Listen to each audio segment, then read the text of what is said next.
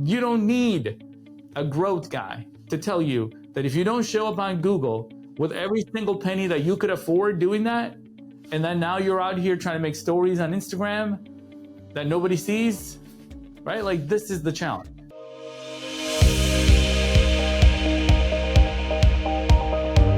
Hey, welcome back to the show. And today I'm so excited to introduce you Solomon Thimothy. Solomon, let us know who you are and what you do. Absolutely, Todd. Thank you so much for having me. My name is Solomon Thimothy, and I'm basically an entrepreneur that helps businesses with two things specifically.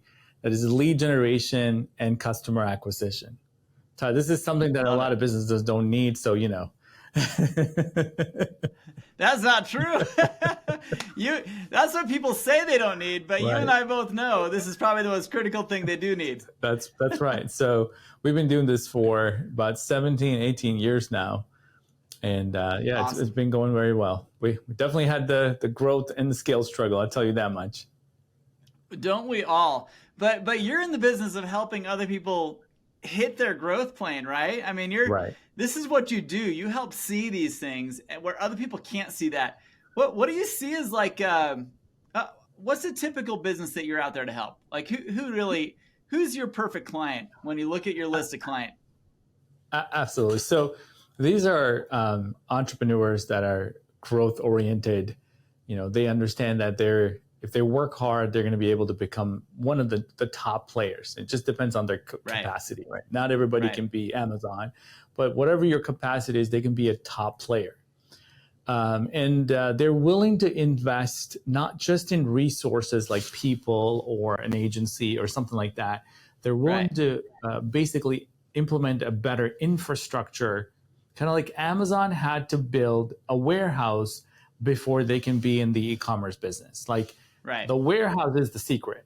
Does that make sense? And so if they see that to build a bigger business, to a more scalable business, you have to work on the infrastructure. Those are the customers that I'm looking for. So let me give you an example. Someone who understands that your CRM is the most valuable asset your company has is my customer. Somebody who believes that my 3 reps that I have in the office is how I'm going to make $10 million is not, because to me, the 3 reps are as good as what the data that they have on who is good to call, who shouldn't call. You know, like I invest into that. Amen. Yeah, my reps should not be the product. The reps is a product of my system, which is where we work with. I love it. I love it. Now, you know what? You bring up such a good point because in the first round of my podcast was right at the beginning of COVID, and I interviewed a whole bunch of people, and you just defined exactly my biggest learning from 250 interviews was this. The biggest problems in growth are people, processes, and tools. And you just addressed all 3 of those problems. Will you dive deeper into this though? Because I want to hear from you. You know, the avatar you're talking about, I think is reflective of a lot of businesses where very few people think the way you're looking for. And so how do you find those out of the mass quantities of entrepreneurs who are thinking, I got some awesome reps, but they got no systems or tools? Right. So there are companies that the reps are the product, you know, they are they're going to grow the company, but these reps actually don't input any data into somewhere else. They're not accountable for what they do. They don't use the CRM. You can buy, Salesforce at $250 a license per month, and they wouldn't use it. So if you ask them, can I run a report? There's nothing to run because, it's like stale information. Or there are these other reps who understands that my day is a collection of items that I have to do, my activity that I need to do to get the output or the outcome that I need by the end of the month, which is touching base with new leads, which is following up with the existing deals. Making some presentations. And those things, I need a system that's going to log it for me so I don't have to think about the deal. I can just come in and there's tasks for me to do or automated. We just send out a sequence right before this. There's some sequences that are going out. And also I just have to deal with that. So I invest into those things. And so the kind of companies that are growth oriented, ambitious companies, they realize that, and this is something I realized a long time ago, is that obviously our most valuable resource is the people. We get that part. But people by itself do not scale. The only thing that scales, is the tech or the technology. Whether you invent it yourself or you create it in-house like an Amazon or whatever, or you borrow somebody else's code and you work off of it, so you don't want to be in that business.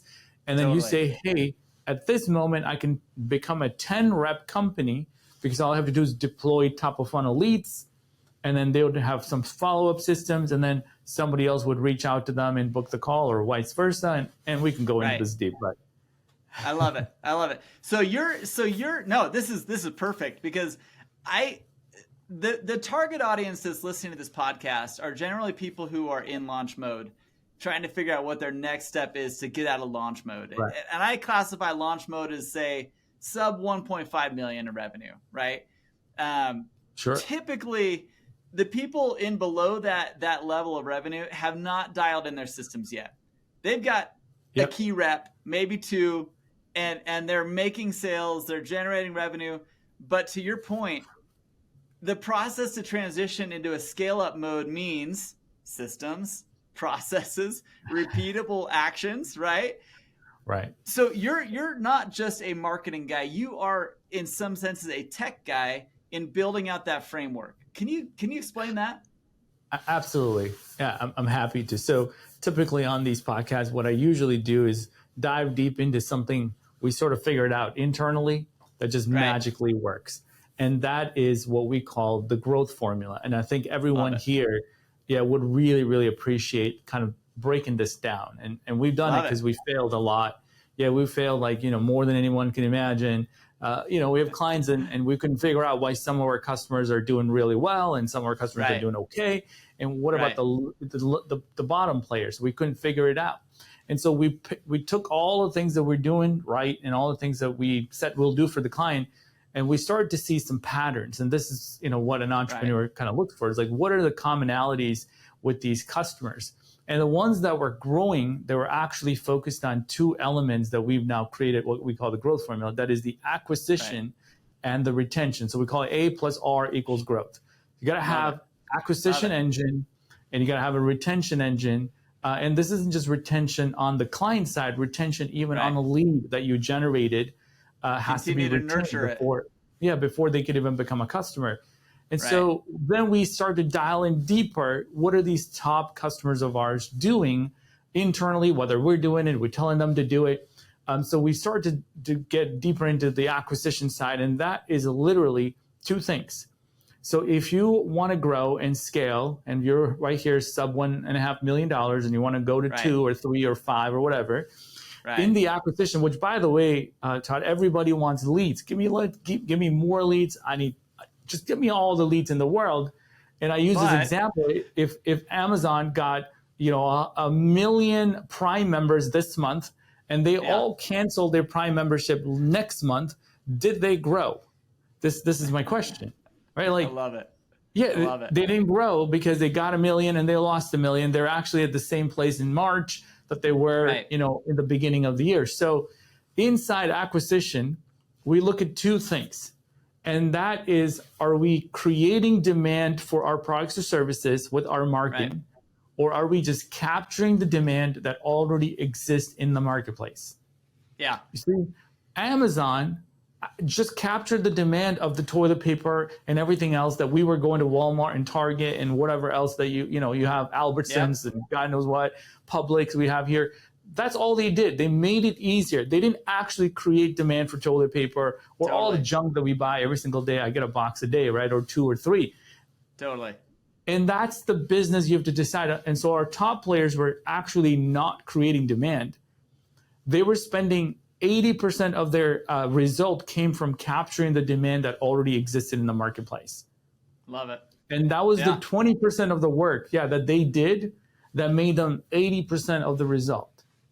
And part of that is, I've seen this tendency of a lot of startup founders feel like their solution is so unique and they're solving such a unique problem that they don't think that there's demand out there. Like they think they have to generate the demand, to your point. More often than not, how do they see that demand is already there and it's okay just to grab a piece of that? I agree. So yeah, Todd, I'm talking to every marketing person out there right now. Right. They come to work and then our job is to create social media posts or anything, right? It doesn't really matter. But our mindset, somehow, maybe the way that we go to school or what they teach us is there's nobody that needs this product or service. You now have to create something out of nowhere to make people, there's a line out the window or door. Like that's the mindset. And I want you to know, all the clients that we work with, we try to say, look, you wouldn't have gone into this business if nobody was buying paint. We have a paint client. They sell paint. Like if you didn't think people wanted paint, you wouldn't be in the business. Why am I trying to create demand for paint? Why don't I just go become literally a drive-through paint store like you would with your donuts and just like get the paint into your hands as much as possible, right? So and we use the 80-20 principle all throughout everything that we do. So nothing that we do, by the way, it would be, if we don't know if we're capturing demand, if we don't know if we're creating demand, we wouldn't do it. It's just like we die.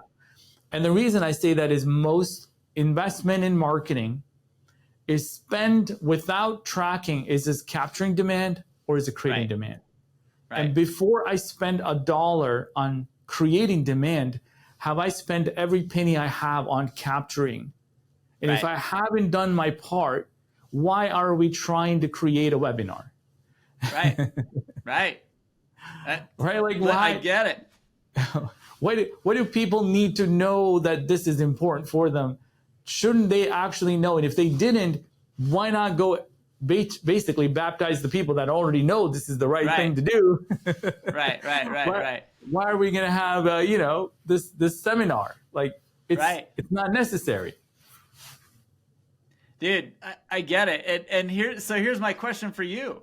This problem that you're solving and that every marketer out there is trying to solve for their clients is so common, and yet why is it so misunderstood by the people starting their business or operating their businesses right now?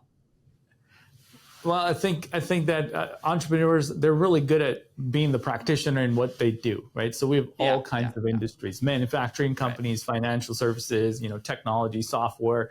They're good at the thing. Usually founders are good at the thing, and they start to get a team around to deliver more of their products and services, trying to scale the fulfillment. I call that the fulfillment side of the business.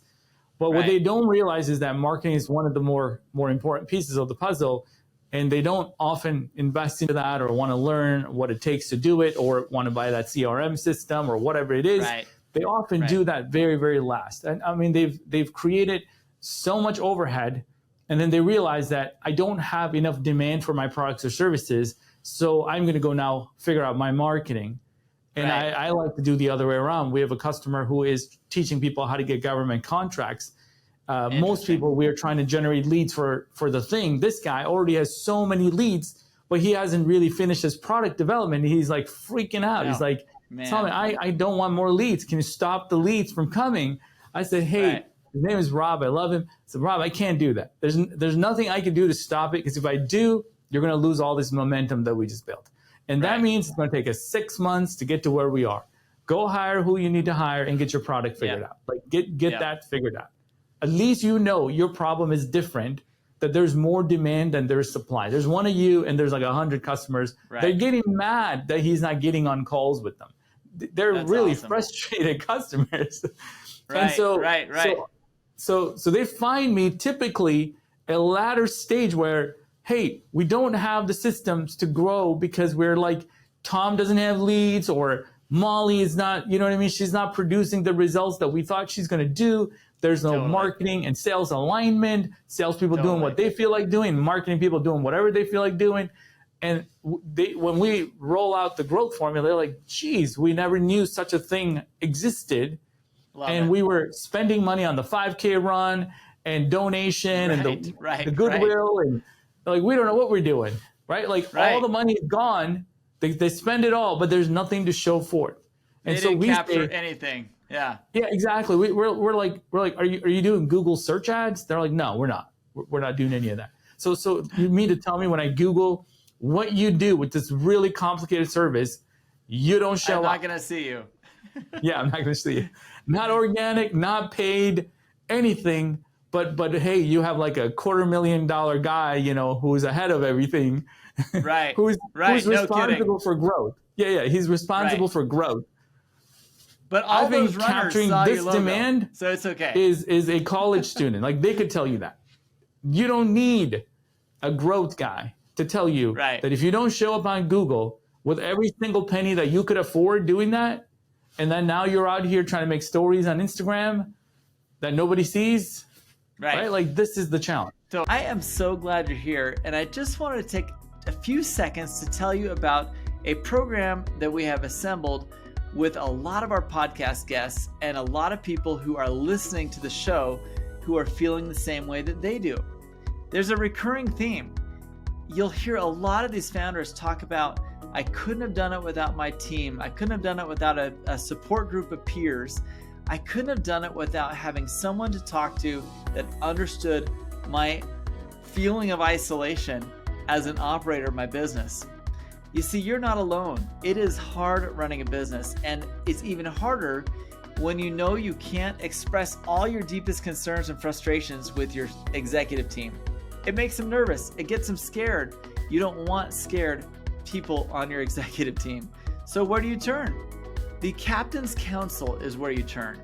The Captain's Council, it is an organization that we are put together with podcast guests, as well as people who are listening who are in the same boat.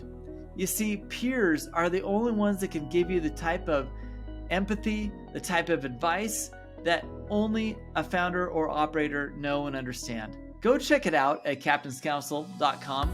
I know you're going to love what you see there. We have put together an organizational structure that has small group settings, a global community of founders and operators, as well as monthly and quarterly in-person events. You're going to love what you see there. I can't wait for you to check it out and enjoy the rest of this episode. Totally. So let's dive into your business for a minute, because I love the problem that you solve. I'm passionate about it too, and so this is an easy conversation for us. Let's talk about your business though. Tell us about your growth journey. I want to know, like, looking back, you've been doing this for a long time, and when you look at your own business, when was the point where you hit this moment where you're like, I gotta change this thing up. Your fulfillment's too complex, or whatever it is, that actually brought you into a faster growth stage than you were at? There's probably been a few of those times, but name one. Yeah, we pivoted a lot, and that's probably a right thing, because otherwise I wouldn't be here today. So first off, I started building websites because I'm like a self-taught developer. That means you don't really know what you're doing. You're self-taught, so you don't know what you don't know. I heard that Elon Musk wrote the first version of Tesla code, and then his developers had to redo all the things that he did. But it worked. Probably. For the founder, it's great. Like, that was me. I was building websites. Yeah, I was getting paid, and then I realized that I need to hire some team. So I did. Along that journey, we realized that, when we're talking like 10, 15 years ago, people didn't have websites. There was no Google Analytics. Web was not a source of new customers. It was very early stage. We're transitioning from yellow pages into this new, digital era. And I didn't do much in traditional. I was all digital. So our customers would tell me that they're not getting any customers from their website. Right. And that investment didn't pay off. It wasn't really what they thought they were going to get. And now, of course, there's obviously the market. There was not Google. There was 5 other search engines people use. Like, there was not one thing. There was MSN. I don't know if you remember, Todd. There's MSN, okay? There's all these other guys. Trust me, I get it, man. I get it. And so we realized that if we don't solve this thing I shared earlier, which is the lead generation and customer acquisition, we don't have a business. That we're not actually in the business of creative. And I have a lot of creative people working with me.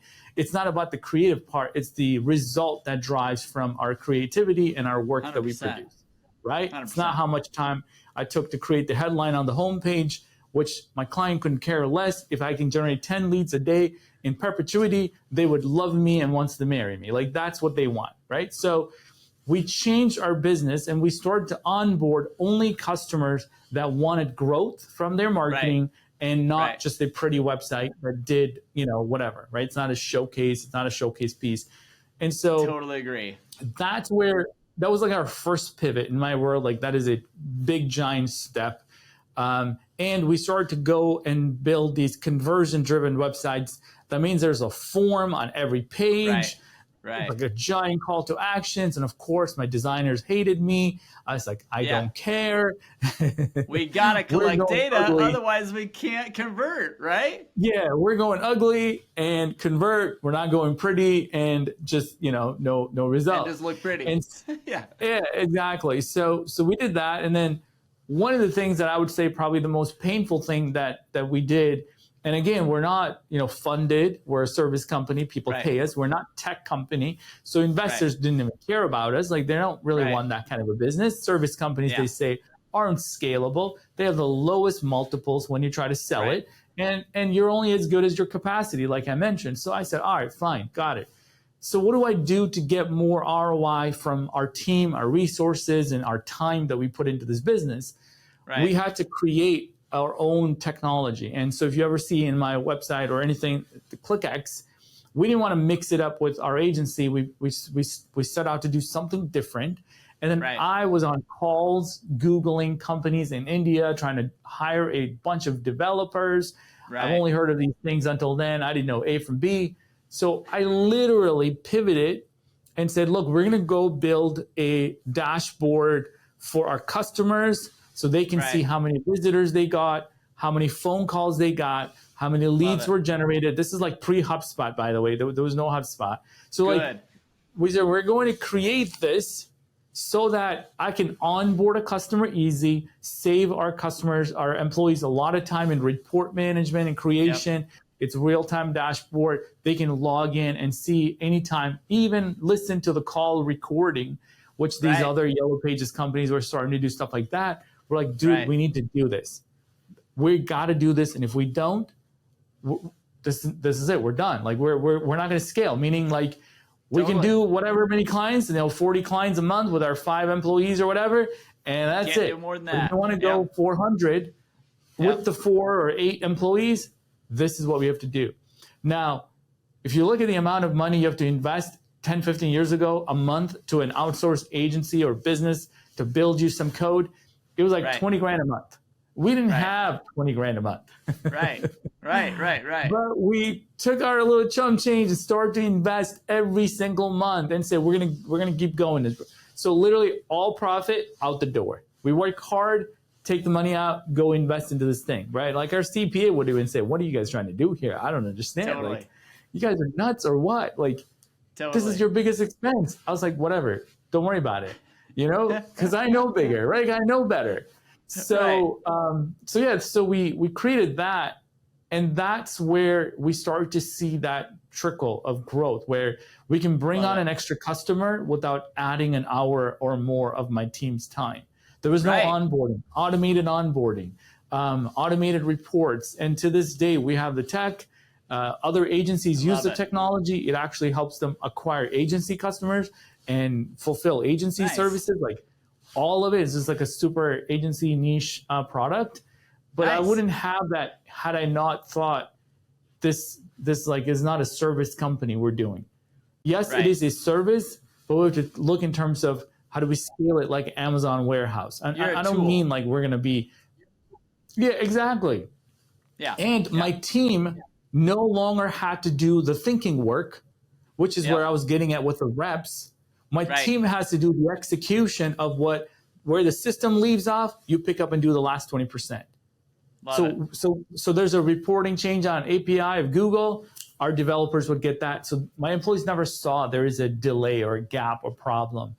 Awesome. Some client has some new requirement because they're e-commerce, they're not lead gen. No problem. We write the code so we can bring in the orders instead of leads. And we just do things like that. So we had to do the 20% upkeep, but most of the system was running. It would send a report to the client every Friday I love So it. it's not too frequent, like every day, but it's not too Sure. infrequent, like once a month. So, Sure. so like their employees can log in and listen to the call recording. And if there's a challenge, we can go refer back to our metrics. Are we dipping? Are we going up? And I mean, you don't need to have a Google account and your analytics and your Facebook ads and your form submission. All of these things we were trying to consolidate so that we could spend 20 minutes and assess a client's campaign, not 2 hours, pull up all the reports and stare at it. Yeah, so these are the kinds of things that we did. And I'm sure every single person here, they have to either invest and go all in, or, you know, be a victim of $1.5 million and toast. Totally. Dude, trust me. I love how you stated that. I love how you clarified the problem. And for those of you listening that need some solutions when it comes to this, you have to solve this. Like, you cannot grow and scale without solving this problem, because what isn't measured can't be enhanced upon. You can't fix what you don't know is broken, right? Yeah, absolutely. And also, this helps you become proactive as opposed to reactive. Yeah, that was not the only system. We built our own project management system. We built our own this. We just started becoming more and more developed. So we have the most amount of developers compared to account managers or, you know, anything else. Right. And they know, like I love them, because they literally, like, to this morning, I mean, every day we have dev calls, like, here's what we need to get done. Here's our biggest problem. And it can only be solved in my world from an engineer. So if you want to solve cancer, engineers can do it. I believe it. I really do. Like, they can write some algorithm, some script. I mean, this morning we were talking about, like, database technology, elastic search. I don't even know what they're talking about anymore at this moment. I know, dude. It gets crazy. It's a good thing we got good teams.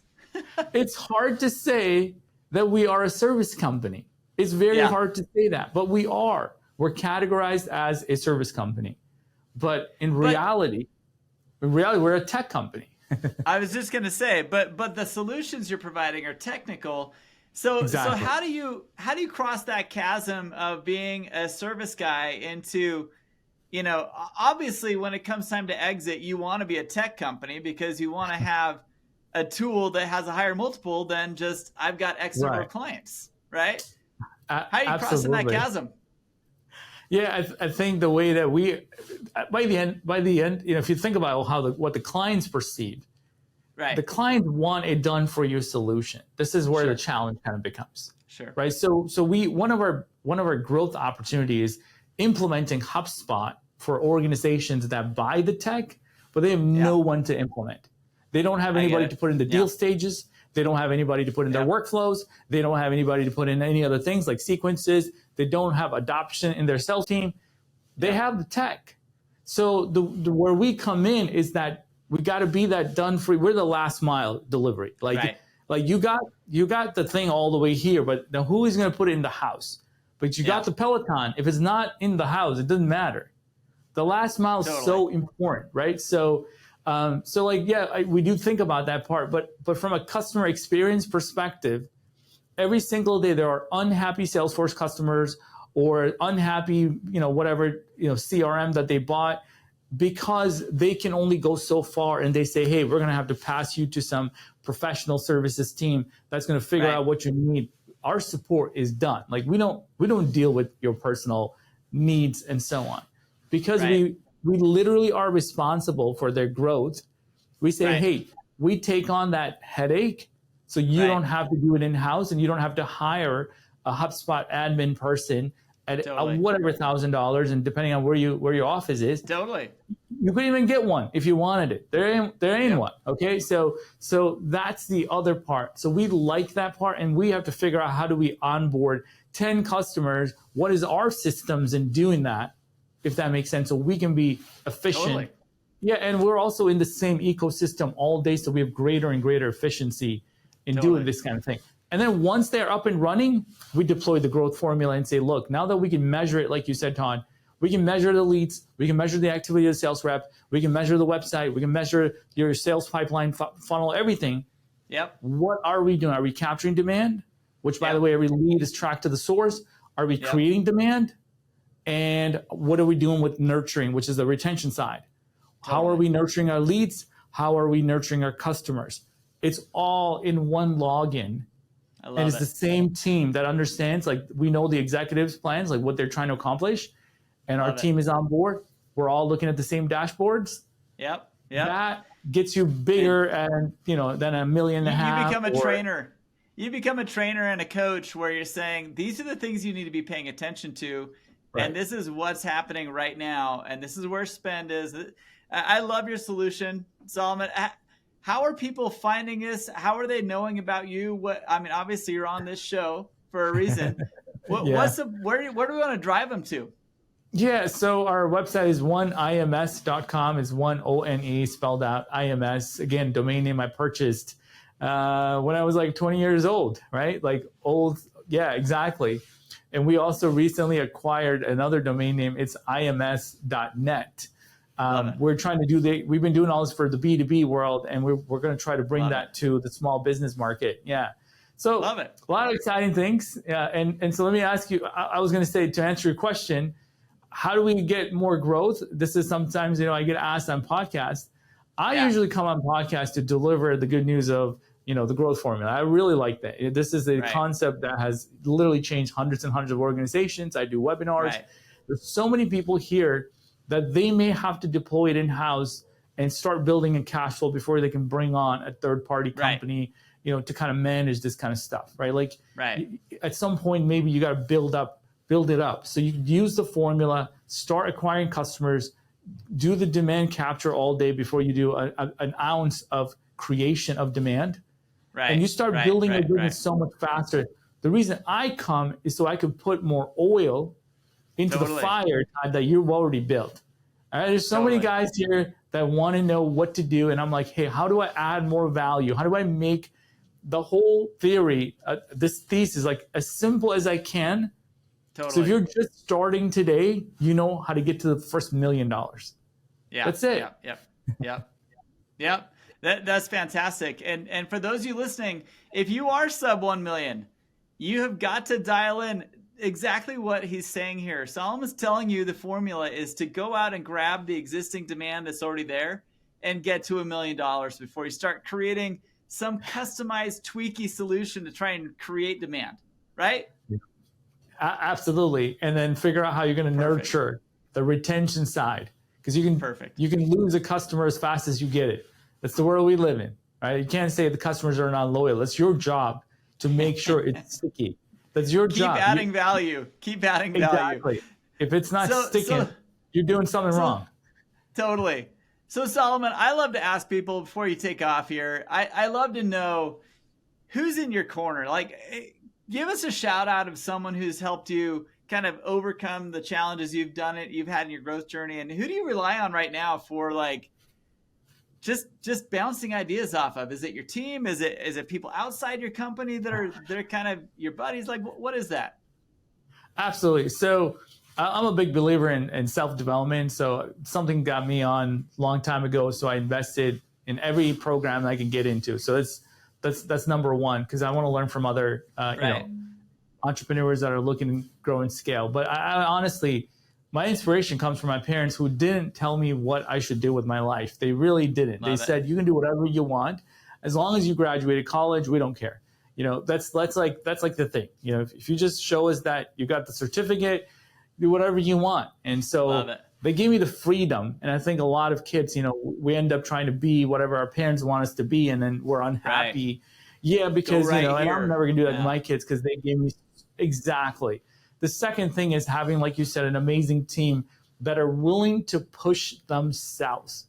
And we have a whole thing about, 10X mindset and becoming an A player and all the things that I look for. Or I look at myself and say, hey, this is why, like, those are the only people I want in my inner circle, like literally. Right. So, and those are so I asked our developers, like, do you want to be happy where you are? Or do you want to create something amazing? And this one project that we're working on, it's a monster database. I said, this is going to be your life's work. This is it. This is one of your biggest accomplishments. We're going to have a database with like 20 million records or some giant number. I don't know what it is. I said, I told our team this morning, I said, in 3 years from now, I don't want you to call me and say we did it all wrong. Right. I said, I need you to do your research right now. Go AWS research, go study this, go study that. If you're going to have a database that's this big, 33 million small businesses are in America. We're going to have that database in our literally it's going to be in our 35 million businesses will be in there with all the contacts, everything else. How in the freaking world is Apollo doing, or Seamless AI or Zoom Info or any of these guys doing it? We're nowhere near those companies, by the way. We're none of that. I said, it doesn't mean that you couldn't create that, right? You don't have to be worried that, hey, we don't have access to that, because they have AWS just like you do. They have the same tools on Salesforce or Heroku or Ruby on Rails or whatever language, Python, Node.js, like all of this democratized your ability to create the same kind of, technology, disruptive technology that they do. So why can't you figure it out? So I would ask them questions like, what's a data warehouse? What's this? What's that?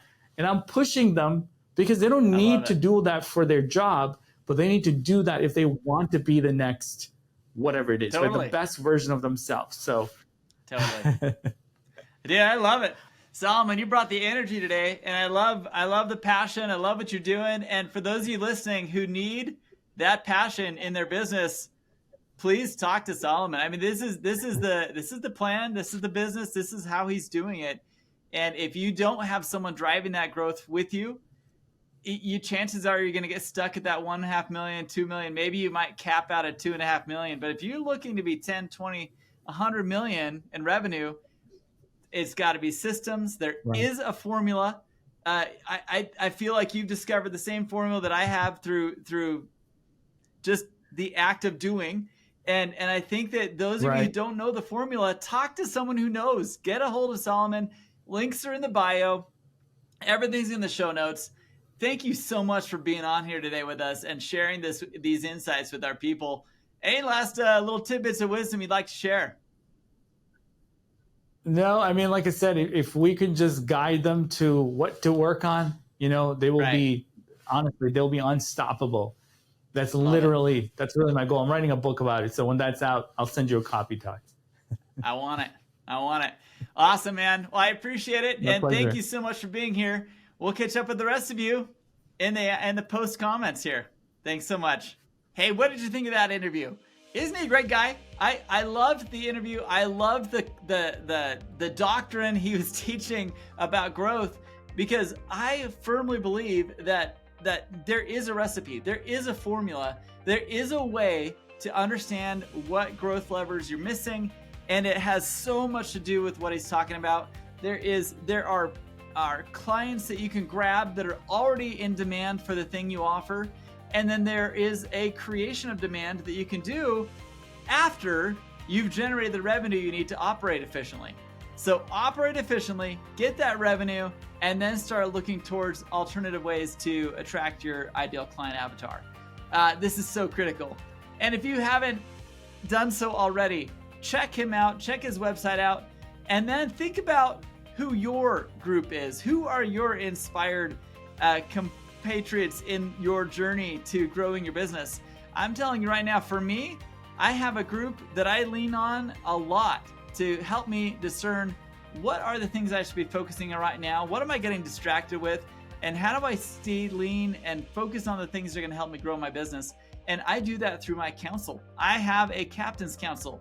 I have a place where I have some peers who are CEOs and founders just like I am, and they are my crutch. I lean on them. We share our thoughts, we share our ideas, and we help each other through it. Check out captainscouncil.com. Captainscouncil.com. If you're one of those people who needs a group, an advisory board of sorts, that can jump in and help you understand where your problems are, what you need to do to get out of your rut and get out of launch mode and into a strong growth trajectory. We hope we can get you there. We hope these podcasts help, and we'll catch you on the next one. Thanks for being here.